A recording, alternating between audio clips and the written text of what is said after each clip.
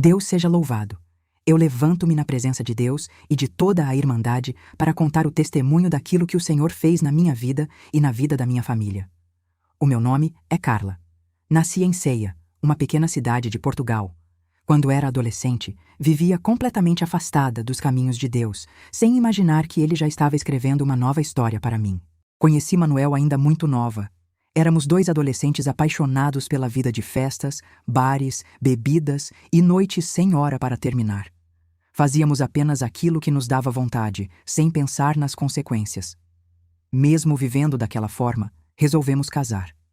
A verdade é que queríamos apenas ter liberdade para fazer tudo o que desejávamos, sem que os meus pais pudessem impedir ou chamar a minha atenção. Nós nos casamos muito cedo. Eu acreditava que, tendo a nossa própria casa, seríamos felizes. Pensava que a liberdade resolveria todos os nossos problemas. Mas aconteceu exatamente o contrário.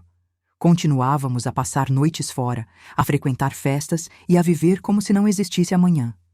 Não havia paz dentro da nossa casa, apenas a ilusão de uma felicidade que desaparecia ao amanhecer. Quando eu deitava a cabeça na almofada, sentia um vazio que não conseguia explicar. As músicas, as bebidas e as festas até traziam alguns momentos de alegria, mas tudo passava muito depressa. No silêncio da noite, eu percebia que nada daquilo preenchia o meu coração. Havia algo a faltar na minha vida, mas eu ainda não sabia o que era. Com o passar do tempo, começaram as discussões. Pequenos desentendimentos transformavam-se em grandes brigas. Manuel passou a tratar-me com agressividade, e qualquer motivo era suficiente para perder a paciência. As primeiras agressões vieram logo depois. Muitas vezes eu ficava com marcas pelo corpo, mas escondia tudo dos meus pais. Tinha vergonha de admitir que eles estavam certos. Os meus pais tentaram aconselhar-me muitas vezes antes do casamento. Diziam que aquele não era o caminho certo, mas eu não quis ouvir. A minha teimosia falou mais alto. Agora eu colhia as consequências das minhas escolhas. Sofria em silêncio e fingia para todos que estava tudo bem, quando, na verdade, o meu coração estava completamente destruído. Sem coragem para contar aos meus pais o que estava a me acontecer, resolvi desabafar com algumas colegas de trabalho. Entre elas estava Ana Sofia. Enquanto eu falava, ela permaneceu em silêncio, ouvindo cada palavra.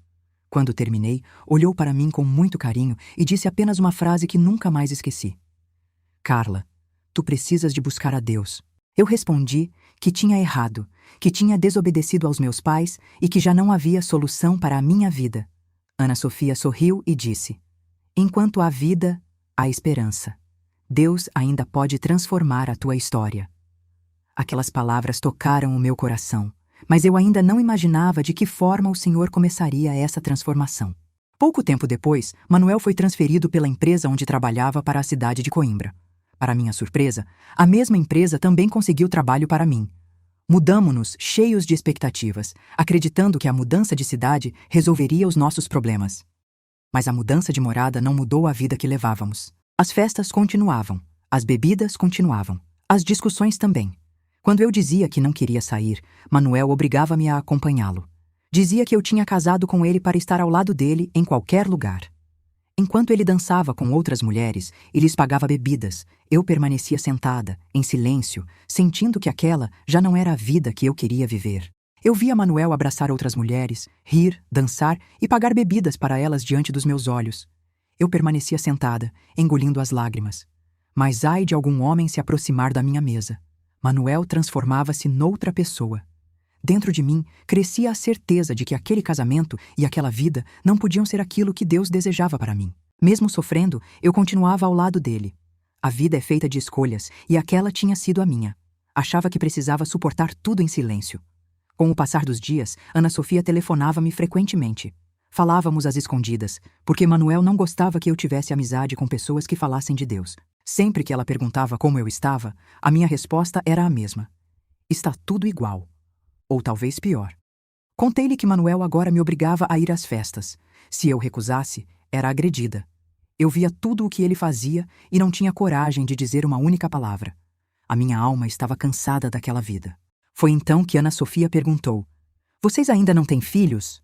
Respondi que não, mas havia alguns dias que eu desconfiava de uma gravidez. Ela ficou em silêncio por alguns instantes e disse: Carla, não esperes mais. Busca a Deus. Não deixes para amanhã aquilo que pode transformar a tua vida hoje. Alguns dias depois, senti-me mal no trabalho. Os meus colegas começaram a brincar comigo. Diziam que aquele mal-estar tinha nome e apelido. Eu sorria sem graça, mas no fundo, começava a acreditar que eles podiam ter razão. Levaram-me ao hospital para fazer alguns exames. Depois de algum tempo, a médica entrou sorrindo e disse: "Parabéns. Não há nenhum problema de saúde. Apenas uma gravidez." Naquele instante, não sabia se ria ou se chorava. Pensei que aquele filho poderia salvar o meu casamento e mudar completamente a nossa história. Cheguei a casa cheia de esperança para contar a novidade a Manuel.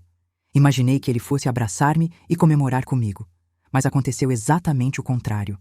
Assim que ouviu a notícia, olhou para mim com irritação e disse que eu era irresponsável, que ainda estávamos a organizar a nossa vida e que aquele filho só traria problemas. Expliquei que a gravidez não era responsabilidade apenas minha, afinal, aquele filho era nosso. Mas Manuel respondeu friamente que não queria saber daquela criança e que eu tratasse do assunto sozinha. Senti o meu coração partir-se mais uma vez. Naquela noite, chorei como nunca tinha chorado antes. Assim que consegui, telefonei para Ana Sofia e contei tudo o que tinha acontecido. Ela ouviu atentamente e disse: "Agora, mais do que nunca, precisas de buscar a Deus. Se antes já havia urgência, agora há uma criança que dependerá das decisões que tu tomares daqui para a frente." Perguntei-lhe entre lágrimas: "Mas como posso consertar a minha vida? Tenho vergonha de voltar para a casa dos meus pais. Eles avisaram-me tantas vezes e eu nunca quis ouvir." Ana Sofia respondeu com toda a calma: "Eu não estou a falar da casa dos teus pais. Estou a falar da casa do Pai. É lá que a tua vida vai começar a mudar." Fiquei sem entender aquelas palavras. Perguntei: "Como assim, a casa do Pai? Os meus pais vivem juntos. Como posso ir à casa do meu pai sem ir à casa da minha mãe?" Ana Sofia sorriu com carinho e respondeu: "Tu ainda não percebeste. Na próxima semana vou a Coimbra e levo-te comigo. Depois entenderás tudo." Concordei, mesmo sem imaginar o que ela queria dizer. Na semana seguinte, Ana Sofia telefonou-me bem cedo. Disse que já estava em Coimbra e pediu a minha morada para me visitar. Pensei imediatamente que se ela fosse à minha casa, Manuel ficaria furioso. Então, combinei encontrarmos-nos num pequeno café perto de onde eu morava. Ela concordou sem fazer qualquer pergunta e pouco depois já estávamos juntas novamente. Abraçamo-nos com muita alegria. Conversamos durante alguns minutos e, de repente, Ana Sofia olhou para o relógio e disse: "Está na hora. Vamos?" Perguntei para onde iríamos. Ela respondeu apenas: "À casa do pai, como combinamos." Paguei o café e saí ao lado dela.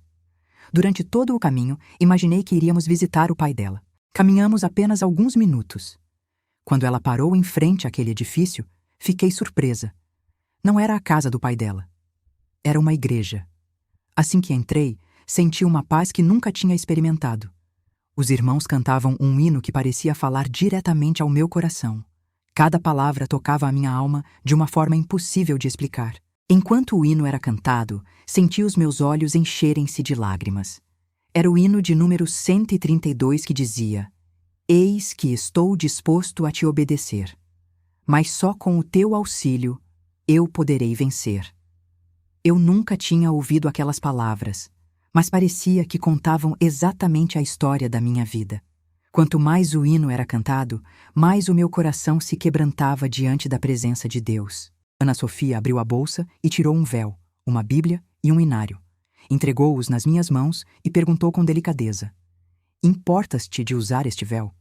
Confesso que senti vergonha. Olhei discretamente à minha volta e percebi que quase todas as mulheres estavam com véu na cabeça. Respirei fundo e decidi colocá-lo. Chegou o momento da oração. Dobrei os joelhos pela primeira vez numa igreja. Naquele instante, senti algo que jamais esquecerei. Era uma paz tão profunda que parecia envolver todo o meu ser. Chorei como nunca tinha chorado. Não conseguia explicar o que estava a acontecer. Apenas sentia que Deus estava muito perto de mim. Quando a oração terminou, abracei Ana Sofia e disse entre lágrimas: "Agora percebo. Foi Deus quem te enviou para me trazer à casa do Pai." Ela apenas sorriu. Naquele culto, tudo falava comigo. Os louvores, a palavra e o amor que senti entre aqueles irmãos fizeram nascer dentro de mim uma esperança que eu já tinha perdido. Antes de terminar o culto, Ana Sofia pediu o hino número 208 que dizia: "Das mãos de Deus, ninguém te tirará. Enquanto aquele louvor era entoado, parecia que Deus respondia às perguntas que eu carregava havia tanto tempo. Saí dali diferente. Os meus problemas continuavam os mesmos, mas o meu coração já não era o mesmo. Continuei a frequentar a igreja. O meu esposo insistia para que eu fosse às festas, mas eu respondia que estava grávida e preferia ficar em casa. Ele ia sozinho, voltava de madrugada, muitas vezes com marcas de batom na camisa. Eu já não discutia. Apenas colocava o meu véu, dobrava os joelhos e entregava tudo nas mãos de Deus. Algum tempo depois, tomei coragem e convidei Manuel para ir comigo à igreja. Disse-lhe que estava a sentir uma paz que nunca tinha conhecido. Ele olhou para mim com desprezo e respondeu: "Prefiro as minhas festas e os meus amigos. Não me venhas falar de igreja. Isso nunca será para mim." Baixei a cabeça e não insisti. Continuei a orar por ele em silêncio. Chegou o dia do nascimento do nosso primeiro filho. Demos-lhe o nome de Martim. A alegria que eu esperava ver no rosto de Manuel nunca apareceu. O nosso filho nasceu com uma enfermidade e precisou de cuidados especiais. Por esse motivo, tive de deixar o meu trabalho para dedicar-me inteiramente a ele.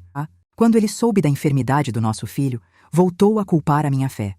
Dizia que o Deus em quem eu acreditava era injusto, porque tinha permitido que uma criança viesse ao mundo daquela maneira. Depois afirmava que agora teria de trabalhar ainda mais para sustentar a casa. Eu ouvia tudo em silêncio e continuava a confiar em Deus. Mesmo diante de tantas palavras duras, nunca pensei em abandonar a igreja. Pelo contrário, quanto maiores eram as lutas, mais vontade eu tinha de buscar a presença de Deus. Os cultos fortaleciam a minha alma e davam-me forças para enfrentar cada novo dia. Eu sabia que sem Deus já teria desistido de tudo. Certo dia, ele disse-me com firmeza: "Se voltares àquela igreja, quando regressares a casa, vou bater-te como nunca bati antes." Aquelas palavras assustaram-me, mas não mudaram a minha decisão. Arrumei o Martim, coloquei o meu véu na mala e fui ao culto. Sentia que Deus cuidaria de mim, acontecesse o que acontecesse. Quando regressei, Manuel cumpriu a ameaça. Agrediu-me com violência. Abracei o meu filho para protegê-lo, e quando tudo terminou, entrei no quarto, coloquei novamente o meu véu, dobrei os joelhos e orei. Não pedi vingança. Apenas pedi que Deus mudasse o coração do meu marido e tivesse misericórdia da nossa família. Essa situação repetiu-se muitas vezes. Eu ia ao culto, regressava à casa e era recebida com gritos, humilhações e agressões. Mesmo assim, algo havia mudado dentro de mim. A cada oração, Deus renovava as minhas forças e colocava paz no meu coração. Era essa paz que me fazia permanecer firme. Certa noite, ao regressar da igreja, encontrei Manuel completamente embriagado, caído no chão da sala. Coloquei o Martim na cama e tentei ajudá-lo a levantar-se. Ele empurrou-me e gritou: "Tira as mãos de mim! Tu és uma imunda! Sai desta casa imediatamente! Tu e esse teu filho doente!" Eu não discuti. Fui para o quarto do Martim, coloquei o meu véu, ajoelhei-me ao lado da cama dele e comecei a orar. Entreguei a minha dor nas mãos de Deus. Depois, fui para o nosso quarto descansar. Na manhã seguinte, ele levantou-se e portou-se como se nada daquilo tivesse acontecido. Nem sequer tocou no assunto. Quando o Martim estava com apenas 7 meses, descobri que estava grávida novamente. A notícia, que deveria trazer alegria, provocou ainda mais revolta em meu esposo. Ele disse que já bastava uma criança doente e perguntou com frieza se agora iríamos encher a casa de filhos. As palavras dele feriram-me profundamente, mas permaneci firme na minha fé. Continuei a frequentar a igreja sem desanimar. Sempre que regressava do culto, o meu esposo descarregava em mim toda a sua revolta. Mas havia algo diferente. Enquanto ele me agredia, eu já não sentia o mesmo medo de antes. Deus fortalecia-me a cada dia. Eu sabia que sozinha não conseguiria suportar tudo aquilo, mas o Senhor estava ao meu lado. O tempo passou e chegou o dia do nascimento do nosso segundo filho. Demos-lhe o nome de Antônio. O meu esposo não foi ao hospital visitar-me. Também não apareceu para nos levar para casa quando recebi alta. Foi Ana Sofia quem foi buscar o Martim e cuidou dele enquanto eu permanecia internada à espera do nascimento do Antônio. Quando regressei à casa com o bebê nos braços, encontrei tudo desarrumado. Havia roupas espalhadas pelos quartos, garrafas vazias pela sala e muita louça por lavar. Respirei fundo. Arrumei o berço do bebê, coloquei-o a descansar e comecei a limpar a casa devagar, até deixar tudo organizado novamente. No final da tarde, o meu esposo chegou do trabalho e a reação dele me entristeceu. Era como se nada tivesse acontecido. Nem perguntou como tinha corrido o parto, nem quis conhecer o filho que acabara de nascer. Apenas olhou para mim e perguntou: "O jantar está pronto? Estou com fome." Respondi que sim. Preparei a mesa enquanto o pequeno Antônio começou a chorar no berço. Embora tivesse dito que ia tomar banho para jantar, ele abriu uma garrafa de vinho e começou a beber. Convidei-o para a mesa antes do jantar arrefecer. Ele respondeu que comeria quando lhe apetecesse.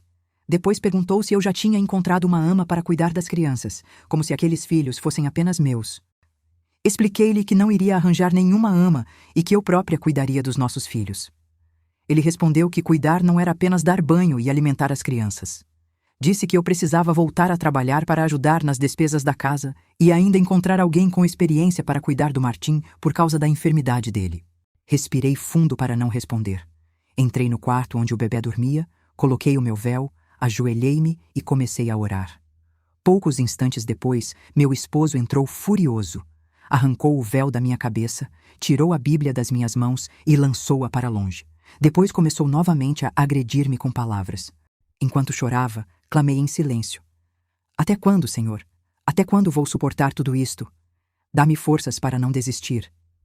Mesmo em meio àquela dor, sentia que Deus sustentava o meu coração. Eu não compreendia os seus planos, mas tinha a certeza de que ele jamais me abandonaria. Cerca de 20 dias depois, Ana Sofia veio passar alguns dias conosco e trouxe o Martim, que havia ficado com ela durante esse período. Contei-lhe tudo o que estava a passar. Ela segurou as minhas mãos e disse: "Não desistas, Carla. Continua a orar. Deus já está a preparar a resposta." Os meses foram passando. Eu permanecia firme na fé. O meu esposo continuava cada vez mais revoltado. Sempre que eu regressava da igreja, enfrentava novas humilhações. Ainda assim, ao invés de perguntar a Deus por que motivo tudo aquilo acontecia, passei a pedir que ele cumprisse a sua vontade na nossa família. Em uma quinta-feira, regressei do culto e estranhei o facto de o meu esposo ainda não ter chegado. Aos fins de semana, era comum passar a noite fora por causa das festas, mas durante a semana regressava sempre a casa, pois precisava de trabalhar no dia seguinte. As horas foram passando e ele não apareceu. Já se passava da meia-noite quando o telefone tocou. Atendi rapidamente. Do outro lado da linha, uma voz perguntou se estava a falar com Carla. Respondi que sim. Era uma enfermeira do hospital da Universidade de Coimbra. Informou-me que Manuel tinha sofrido um acidente e estava internado. Pediu que eu fosse ao hospital. Expliquei que era madrugada e eu estava sozinha com 2 crianças pequenas. Não tinha com quem deixá-las naquele momento. Disse que logo ao amanhecer iria ao hospital. Desliguei o telefone, coloquei o meu véu, ajoelhei-me e comecei a orar. Eu não me desesperei. Senti uma paz que só Deus podia dar. Embora ele me tivesse feito sofrer durante tanto tempo, eu não desejava vê-lo naquela situação. Apesar de tudo, continuava a amá-lo. Na manhã seguinte, bem cedo, pedi a uma vizinha do prédio que ficasse com os miúdos. Ela aceitou imediatamente e disse para eu ir tranquila ao hospital. Quando entrei no quarto, encontrei-o com as 2 pernas engessadas e vários ferimentos pelo corpo. Assim que ele viu-me, disse com ironia: "Estás feliz agora?" Perguntei o que queria dizer. Ele respondeu que o Deus em quem eu acreditava o tinha feito sofrer aquele acidente e que, se Deus existisse, teria protegido quem levava o sustento para aquela casa. Aproximei-me da cama, segurei-lhe a mão e respondi com calma: "Manuel, Deus não provocou este acidente. Foi Deus quem preservou a tua vida. Se hoje estás vivo, é porque Ele ainda tem um propósito para ti." Ele virou o rosto e não quis continuar a conversa. Permaneci ao lado dele durante alguns minutos e depois regressei à casa. 10 dias depois, ele recebeu alta. Durante todo o tempo em que esteve internado, visitei-o diariamente. Ouvia as suas ironias e voltava para casa em silêncio. Nunca respondia às provocações. Quando regressou, passou a maior parte dos dias sentado no sofá, com as pernas apoiadas num puff, dependente da ajuda de outras pessoas. Toda a responsabilidade da casa ficou sobre mim. Eu cuidava dele, do Martim e do pequeno Antônio.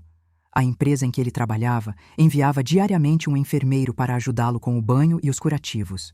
Aquilo aliviava um pouco o meu trabalho e eu agradecia a Deus até pelos pequenos gestos de cuidado. Mesmo recebendo a indemnização do acidente de trabalho, percebi que precisava ajudar nas despesas da casa. Foi então que comecei a fazer bolos no pote. No início, vendia apenas para alguns vizinhos, conhecidos e irmãos da igreja. Não imaginava que Deus estava prestes a abrir uma porta que mudaria completamente a nossa situação. As encomendas começaram a aumentar. A dona Isabel, a mesma vizinha que tantas vezes me ajudou com as crianças, ofereceu-se para trabalhar comigo. Aceitei com alegria. Enquanto uma preparava as massas, a outra fazia os recheios e montava os potes. Pela primeira vez em muitos anos, senti que Deus estava a abençoar o trabalho das nossas mãos. No início, preparávamos apenas pequenas quantidades. Os primeiros clientes eram vizinhos, amigos e alguns irmãos da igreja, que faziam encomendas para as suas famílias. Cada venda era motivo de gratidão. Eu via a mão de Deus em cada detalhe, porque aquele trabalho surgira exatamente quando a nossa casa mais precisava de uma nova fonte de rendimento. Certo dia, uma irmã da igreja, proprietária de um café, experimentou um dos nossos bolos. Gostou tanto que encomendou 10 unidades para vender no estabelecimento. Em poucos dias, telefonou-me novamente. Disse que todos tinham sido vendidos e pediu mais 20.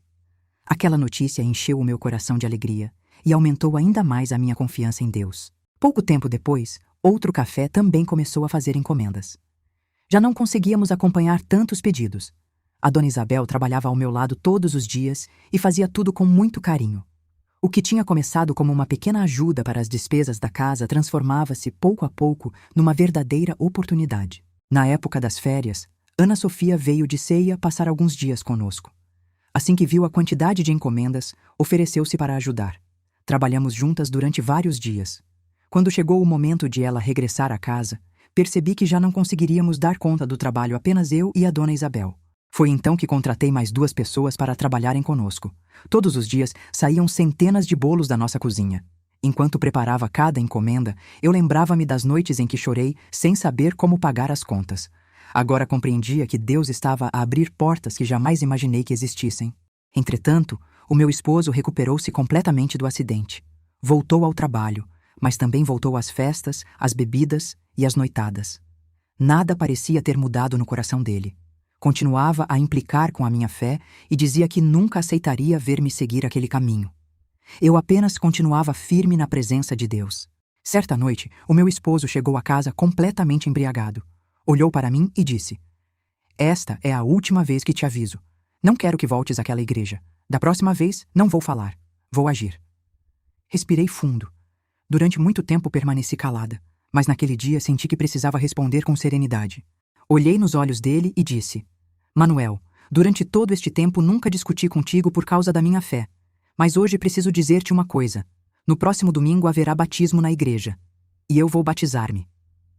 Assim que ouviu aquelas palavras, o rosto dele transformou-se completamente de raiva. Ele levantou-se rapidamente e gritou: "Tu não vais batizar-te!" Pela primeira vez desde que entreguei a minha vida a Deus, mantive o olhar firme e respondi: "Vou sim, domingo eu vou descer as águas." Ele aproximou-se ainda mais e disse em tom de ameaça: "Então vamos ver se tu vais mesmo." Chegou o domingo, arranjei-me, preparei os miúdos e deixei tudo pronto para irmos ao culto. Durante todo o dia, meu esposo ficou completamente embriagado. Passava por mim repetindo: "Vamos ver quem é que se vai batizar hoje." Eu respondia apenas: "Sim, nós vamos ver o que Deus fará." Antes de eu sair de casa, ele fez a última ameaça. Disse que iria até a porta da igreja, apanharia o primeiro cão que encontrasse na rua e que seria esse cão a batizar-se, porque eu não pisaria dentro daquela igreja. Ouvi aquelas palavras em silêncio. Peguei nos meus filhos e segui para a igreja. Ele foi atrás de mim, me provocando, fazendo piadinhas. No caminho, ele encontrou um pequeno cão abandonado. Colocou-lhe uma coleira improvisada e levou-o consigo até a igreja. Algumas pessoas olharam admiradas para aquela cena, sem compreender o que estava a acontecer. Eu entrei, sentei-me no meu lugar e procurei concentrar-me apenas na presença de Deus. Chegou o momento do batismo.